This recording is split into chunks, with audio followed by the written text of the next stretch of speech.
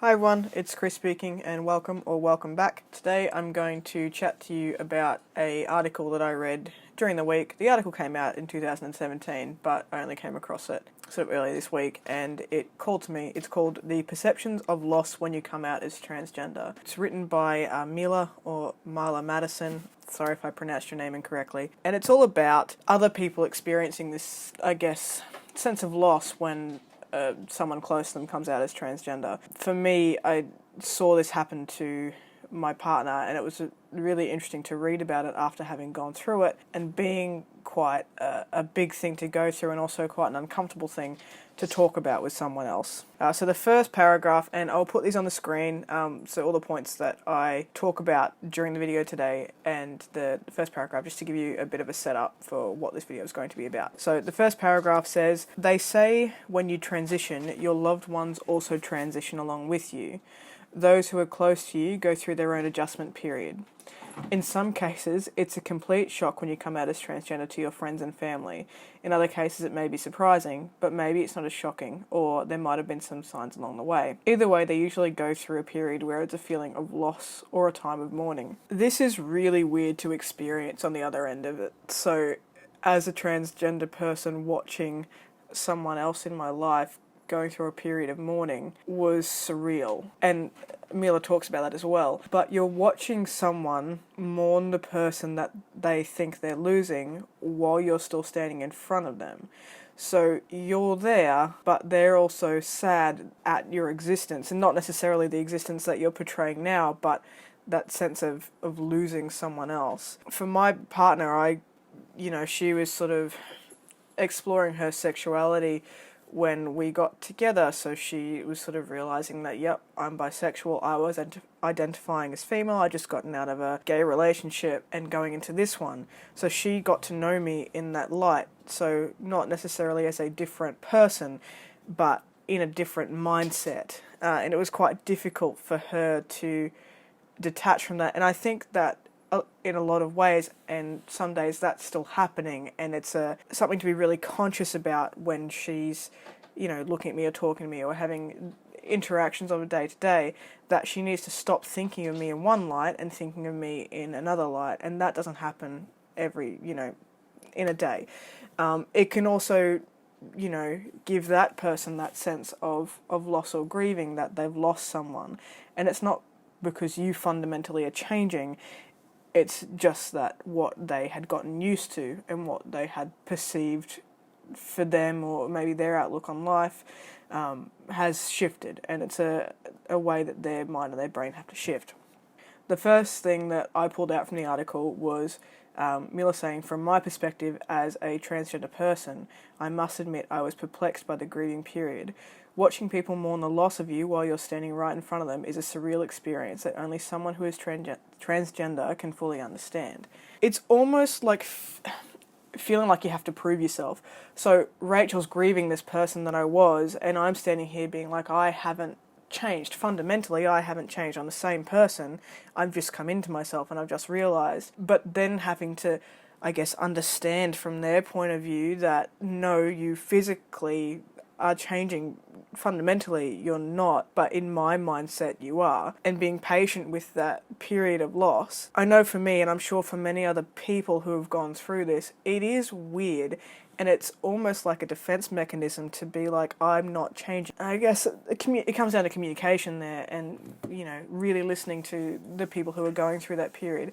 It may not be a partner. It may be parents, it may be siblings, it may be close friends who have known you for a period of time before then and going through that period of loss. So while it's a bit weird for us on this end, just remember what they're having to change their mindset for you. And again, it comes down to patience. The second thing that I pulled up from this article was basically what I was saying. So Mila goes on to say, "I'm right here, living and breathing. I'm the same person with the same brain, thoughts and experiences.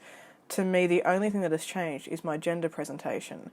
But I also see myself as finally being alive, finally living that life, and I'm no longer in denial about who I really am." I think if you have someone who is supportive of you, like my partner was, you can get quite caught up in excitement, and you can get caught up in the changes that are happening. So for me, very quickly, once I'd realised, I'd changed how I presented, and I started wearing more masculine clothes. I started getting really excited with buying more masculine clothes and whatnot, and that was a shift which she was on board with, like, yes, be excited, but then realising that this was a thing that I was physically pursuing, I think that's when it really hit her and that time of mourning set in.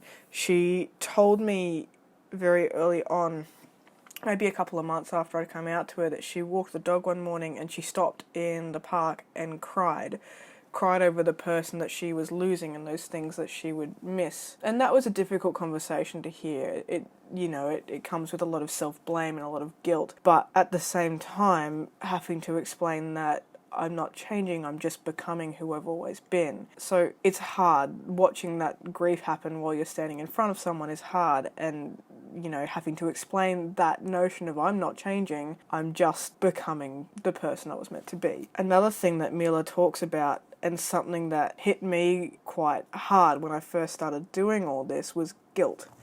The concept of guilt, of taking something away from someone else. So I felt this with my partner, I felt this with my parents, I felt this with my friends. They'd known this person that I was now ripping away from them, and battling that notion within myself of that I'm not changing, but you think I am, therefore I've taken this away from you and I need to feel bad about that. Do I need to stop doing this or stop transitioning to make you feel better? In the article, Mila goes on to say, it's because our society is built around the concept of binary existence, which is very true. I think for a majority of the population, people are more comfortable to put things in a male or a female box. If you're in the LGBTQI plus, community, we tend to find it a little bit easier to accept things outside of the gender or, sexuality norms. So for me, gender is a spectrum, and I'm sure it's the same for a lot of people within that community. For people looking inside to this community, they might not necessarily understand, because gender to them is male or female. It's nowhere in between. Ironically, people see that Mila says, ironically, people see what I have gone through as a change, but to me it's just an acceptance or a revelation of truth. I find myself feeling responsible for their sense of loss because previously I wasn't honest with myself. And that's where the guilt sort of comes into it. So I felt guilty about taking a daughter away from my parents, and then I had to sit back and realise that I wasn't changing, I was becoming who I was meant to be. I actually wrote a letter to my parents to say thank you for the memories and that I'm not changing, but what you know is now no longer there. And let's make more memories going into the future. I sent this article to my partner as well, because I know that she dealt with quite a lot of this, and she just sent me a snippet. So the one line that stood out to her was, the sense of loss that those around us are feeling is something your loved ones can only understand. So I don't understand that sense of grief and loss from their side. I try, but to me it's surreal. So I think communication is going to be really important if you do have someone that is part of your transition, like a partner or a parent or just someone who is close to you. Remember that they're allowed to have their feelings, and so are you. Just make sure that line of communication is open. If you are with someone for an extended period of time and you're coming to this realization, they're going to experience something along the lines of grief and mourning, and it's okay to get frustrated at that, but just remember to listen, because they have known you as something else for a long time. And it's really easy. I know it was really easy for me to just expect that my partner would be happy for me and, want to come along for all the changes and, when's the next appointment, when are we getting HRT, do you want a new haircut, things that would be gender affirming. And I forgot to take a step back and realise that maybe they were going through a transition of their own. So it really comes down to making sure that you are talking to those people, and it's quite important to make sure that line of communication remains open. I thought the article was really interesting. Like I said before, I will pop the link down below if you want to read the full article. I've only given you snippets of things that I found interesting or things that I took away from it. So yes, people who are close to you are going to go through a sense of mourning and guilt. That's okay. Yeah, it's going to feel surreal for the person who's transitioning, who's standing right in front of them. That's okay too. You might have your own guilt like I did, because you feel like you're taking something away from someone, but just remember that you're becoming who you are, and that's also okay. So I thought I would be really clever and come back a week later and film the ending of the video that you've just watched, because I bugged it up last time. What I forgot to realise is that continuity is a thing, and I've had a haircut and my face is broken out in that time frame. So if you just made it to the end of that video, thank you very much for watching. In about a fortnight, I'm going to come back with a counter discussion. After speaking to my fiance, he's written a blog post about her point of view on this particular topic, and a couple of friends of mine as well as my parents, and talk about their side of it. It is a little bit uncomfortable to talk about as a trans person and sort of going through their side of it, but I think it's important to also realise where they're coming from. So I'll see you in about a fortnight. Thank you again for watching, and I'll catch you then. Okay, bye. Yay, we're done.